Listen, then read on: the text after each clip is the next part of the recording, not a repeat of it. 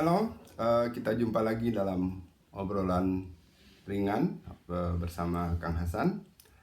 Saya masih ingin menyoroti tema kerukunan beragama ya, khususnya antara orang Islam dan orang Kristen. Jadi kalau kita lihat ini seperti kasus yang kemarin ketangkapnya Yahya Waloni dan sebagainya itu berawal dari bukan dialog sebenarnya. Pertikaian iman, pertikaian soal iman yang sebetulnya konyol gitu ya.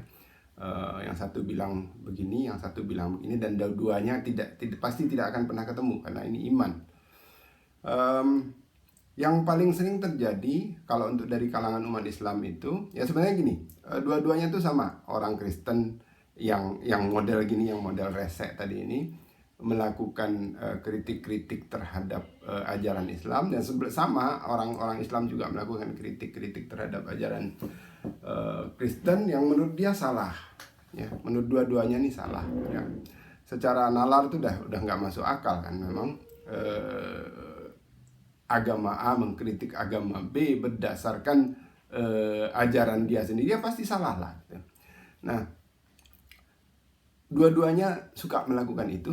Dua dari golongan resek itu tadi gitu ya, cuman agamanya berbeda tapi golongannya sama. Tapi yang jadi saya ingin soroti secara khusus adalah dari kalangan Islam itu sering salah dalam memandang ajaran Kristen itu ya, ajaran maupun sejarahnya. Jadi orang-orang Islam itu beranggapan ada kitab yang namanya kitab Injil yang dibawa oleh Nabi Isa atau Yesus ya. Gampangannya ada kitab yang dibawa oleh Yesus atau Nabi Isa yang disebut kitab Injil. Ini disetarakan dengan pandangan umat Islam bahwa orang Islam itu punya kitab namanya Al-Quran, itu kan? Nah, ya, Isa, jadi Nabi Muhammad membawa kitab bernama Al-Quran, Isa membawa kitab bernama Injil. Begitu yang dipahami oleh orang Islam. Nah, adapun Injil, nah ini yang titik kritisnya di sini.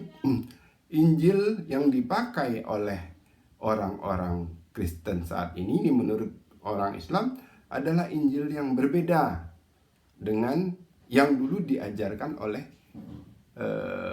Nabi Isa. Ya. Jadi orang-orang Kristen sekarang itu membuat kitab baru.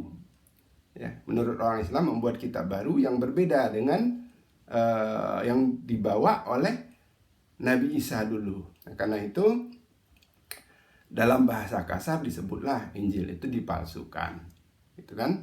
Nah, bahkan ada yang beranggapan, ya, percaya bahwa Injil yang asli yang dibawa oleh Nabi Isa itu disimpan di suatu tempat, disembunyikan, gitu kan, untuk menutupi fakta bahwa ada Injil palsu ini tadi. Itu salah, ya, itu salah. Yang benarnya bagaimana? Nah, membandingkannya itu sebenarnya tidak setara. Kalau mau dibandingkan Quran dengan Bible yang dipegang oleh orang Kristen sekarang. Jadi secara garis besar Bible itu bisa kita bagi dua. Yang pertama ada Perjanjian Lama, itu sebenarnya isinya kitab Taurat. Taurat ya kitabnya orang Yahudi. Ya, orang Yahudi. Loh, kenapa kok orang Kristen memakai kitab Taurat? Karena Yesus itu orang Yahudi. Dia sebenarnya pemuka atau preacher gitu ya, pendetanya agama Yahudi yang dulu banyak mengajarkan kitab Taurat, dan dia melakukan kritik terhadap penerapan ajaran Taurat yang dilakukan oleh orang Yahudi pada zaman itu yang menurut dia korup gitu ya. Karena itu kemudian Yesus itu dibenci, kemudian disalib. Dia mengoreksi ajaran-ajaran yang dipraktikkan itu basisnya tetap Taurat, ya, jadi tetap memang berbasis pada Taurat, tapi dia mengoreksi praktiknya, ya, sehingga dia dianggap sesat dan sebagainya dan disalibkan. Nah, bagi orang Kristen, Yesus itu tidak mengajar, tidak membawa kitab dalam pengertian seperti yang dilakoni oleh orang Islam. Kalau dalam Islam kan Nabi Muhammad itu tegas mengatakan ini ayat. Jadi berbeda perkataan beliau yang kemudian menjadi hadis, ya, menjadi hadis, dengan ini yang diwahyukan. Jadi dipisah secara tegas, kemudian yang diwahyukan ini dicatat secara khusus. Itulah yang menjadi Quran.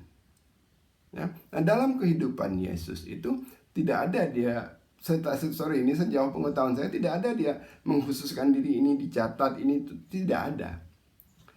Yang menjadi kitab, jadi perjanjian lama tadi isinya Taurat, nah kemudian yang perjanjian baru ini adalah Injil yang ditulis oleh para pengikut Yesus, ya.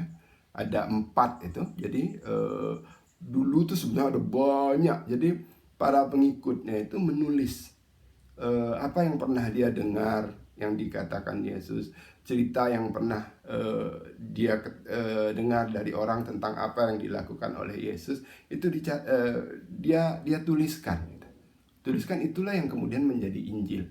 Zaman dulu tuh ada banyak sekali, kemudian dikanonkan hanya tinggal menjadi 4. Jadi bagi orang Kristen, mereka tidak mengenal kitab yang seperti kita orang Islam, seperti orang Islam mengenal kitab Al-Quran yang tadi secara khusus didiktekan oleh Nabi untuk dicatat sebagai ayat Quran. Bagi orang Kristen,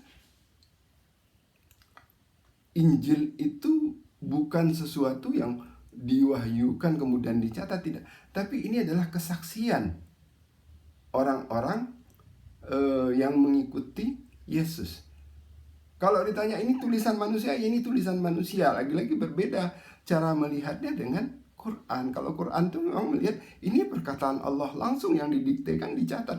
Kalau Injil itu tidak, ya, itu ada memang catatan manusia, catatan kesaksian terhadap apa yang pernah disampaikan oleh Yesus atau apa yang pernah dilakukan oleh Yesus. Nah, kalau mau dibandingkan, sebenarnya kitab Injil Perjanjian Baru itu lebih dekat kepada kitab hadis dalam Islam. Cuma bedanya lagi-lagi, kalau hadis kan dia tidak menuliskan hadis itu. Dia dulu melacak cerita atau periwayatan apa yang dulu terjadi, mendengar kesaksian-kesaksian orang, kemudian kesaksian itu dirangkum. Jadi pengumpul hadis ini tidak menuliskan kesaksiannya sendiri. Tapi kalau penulis Injil itu menuliskan kesaksiannya sendiri, walaupun definisi kesaksian di sini bisa berbeda, ya. Tapi sekali lagi, orang Kristen tidak memegang kitab atau membuat kitab baru karena ada kitab lama tadi, tidak seperti itu. Ini yang saya pikir salah kaprah, ya, salah kaprah karena dibandingkan dengan struktur kepercayaan umat Islam. Jadi tidak pernah ada kitab yang sifatnya itu tadi dibawa seperti kitab Quran itu tadi, tidak pernah ada dalam sejarah kekristenan. Jadi yang ada itu tadi kesaksian-kesaksian. Jadi kalau dibilang dipalsukan, ya malsukan apa? Orang itunya nggak ada, yang aslinya nggak ada, yang mau malsukan apa? Inilah, bagi mereka inilah Injil yang asli, kan memang seperti itu cara mereka memandangnya, gitu. Jadi ini kesalahan mendasar yang harus diluruskan gitu di kalangan umat Islam tentang Bible, ya. Nah, kesalahan keduanya ini juga konyol. Mereka mengatakan kitab ini palsu, isinya tidak benar, ya. Tapi pada saat yang sama mengutip juga ayat-ayat itu untuk membenarkan ajaran agamanya sendiri, menafsirkan secara seenaknya, memberi tafsir terhadap itu, maksudnya tuh ini, nah ini sejalan dengan Quran. Itu juga ngaco. Ya udah dianggap palsu kok masih dipakai untuk membenarkan iman dia sendiri, itu kan kacau logikanya. Ngapain begitu gitu loh. Ya kalau yang udah palsu ya palsu, tolak. Kenapa masih digali untuk membenarkan ajaran sendiri? Itu kan tidak konsisten. Ya. Tapi ya pada akhirnya itu tadi, ngapain sih repot-repot menggali ajaran agama orang lain untuk disalah-salahkan? Itu seperti memadamkan lilin orang lain untuk mengklaim bahwa lilin kita terang. Itu konyol, ya. Jadi kalau saya sih nyarankan ya, setiap umat beragama itu fokuslah menggali pengetahuan tentang ajaran agamanya sendiri. Lebih bagus lagi tentu saja membangun sikap-sikap positif, karena pada akhirnya yang berperan dalam interaksi kita dengan manusia lain itu adalah sikap, bukan iman kita kan. Nah, sikap-sikap positif yang bermanfaat untuk diri kita dan bermanfaat juga untuk orang lain, yaitulah digali, ya, ditumbuhkan sikap-sikap positif berbasis pada pemahaman ajaran agama tadi, menjadikan kita sebagai orang yang bermanfaat, ya.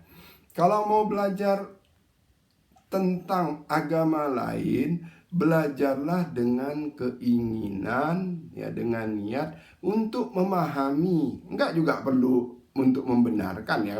Imannya berbeda tuh enggak perlu untuk membenarkan, tapi belajar untuk paham, ya. Seperti saya tadi, saya belajar, oh Kristen tuh seperti ini, ya. Oh mereka tuh begitu. Mau salah atau enggak itu sudah sulit, ya. Kalau agama lain dinilai dengan agama kita tuh pasti salah, ya sudahlah gitu, salah. Saya nggak mau menganut agama itu karena salah, sudah selesai di situ, ya. Iman saya berbeda. Tapi kalau mau belajar pun, oh ternyata yang mereka maksud tuh seperti ini, ternyata yang mereka maksud tuh begini. Kenapa mereka melakukan ibadah ini? Karena prinsipnya seperti ini. Kenapa cara pandang mereka begitu? Karena basis berpikirnya seperti ini, gitu ya. Nah, pemahaman itu mungkin baik untuk kita menumbuhkan toleransi dan sebagainya, ya. Tapi kalau mempelajarinya dengan tujuan mencari kesalahan, itu pada akhirnya yang muncul nanti konflik, ya. Konflik, ya, karena kita ngomong agama ini salah begini diuraikan, dan nguraikannya itu ngaco seperti yang saya jelaskan tadi. Basisnya ada kesalahpahaman, sehingga ini yang membuat pertikaian dalam berbagai format, ya. Ada cuman bertukar tulisan, ada bertukar video, ada yang sampai bertengkar, ada yang sampai berdebat. Yang paling kita nggak inginkan itulah sampai bentrokan fisik karena perbedaan itu tadi, itu tidak perlu. Jadi pelajarilah agama lain untuk memahaminya. Kalau mau memahami agama lain itu pahami dengan benar, bukan berbasis pada persepsi kita, ya, bukan berbasis pada persepsi kita. Pelajari dari sumber-sumber yang memang sahih, gitu ya. Jadi ini akan menghindarkan kita dari konflik, ya. Tapi yang lebih penting adalah ya fokuslah pada agama sendiri. Fokus pada agama sendiri. Jangan repot-repot ngurusin ajaran agama orang lain. Begitu pesan saya, semoga bermanfaat.